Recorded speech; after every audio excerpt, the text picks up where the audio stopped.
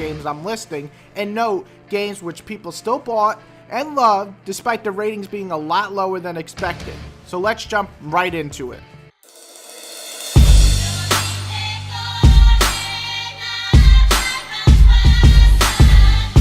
Coming in at number 5 is Dragon's Dogma. This one didn't score all that bad. A 75 is a very respectable score from Game Rankings. However, I think most would agree based on previews, we expected way more. So when we got this game, and the scores trickled out with 6s and 7s, many took to arms and defended it.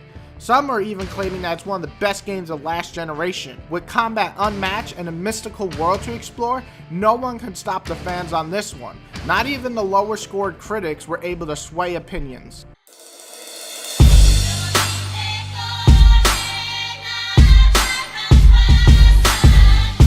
Coming in at number 4 is Warriors Orochi. Some Dynasty Warriors games scored okay, especially the earlier ones. However, this series is known to score pretty terrible.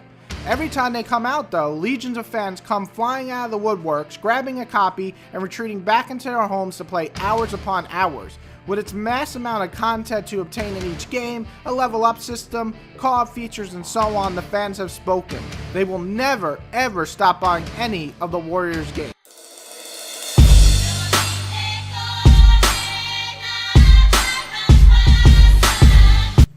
Number 3 has to be just about any Sonic game. I'm going to be broad here because there's some good ones like Sonic 1, 2, and Adventures, and even a few others. However, shit like Shadow of the Hedgehog, Sonic Black Knight, Sonic 06, and so many more deserve all the hate they get. What surprises me though is no matter what it scores, Sonic fans will revolt and fight for their voices to be heard. No matter how bad the game is, they still rise up and defend it, acting like you just destroyed everything they love. These games are protected by a certain gamer, and the critics can give all the 3s and 4s they want. These fans will not back down.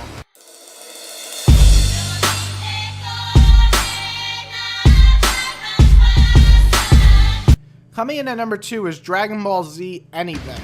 Dragon Ball is considered sacred to a lot of people. Their games are split though, either being pretty good or garbage. Lately, we gotten a lot of awful titles. However, that doesn't stop gaming fans from buying, enjoying, and voicing their views on these games. It seems even when the critics, myself included, give these games 5s and 6s, they are still bought and loved by millions of people.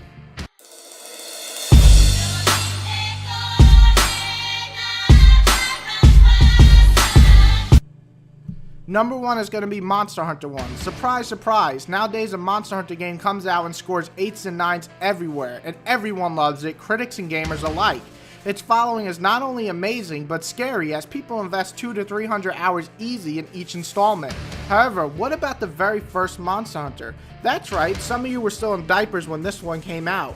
It didn't score very well. In fact, I believe IGN or one of the big sites said it's one of the worst games of that year, scoring 4s and 5s on some sites even.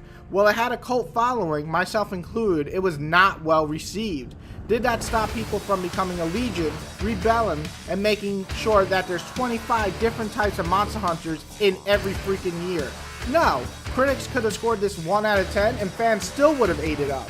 This one, of all the games I listed, surprised me the most because it started off bad and got better, and people loved it from the start, and you don't see that often when the first game doesn't start very well. So these are the 5 games that people seem to love and they still have fans despite them scoring pretty low by critics. Could be a single game in the series or a franchise. Whatever it is, they don't score well or they didn't score well, yet they still were loved by many. So list games that you know were not liked by critics and still loved by millions of gamers out there.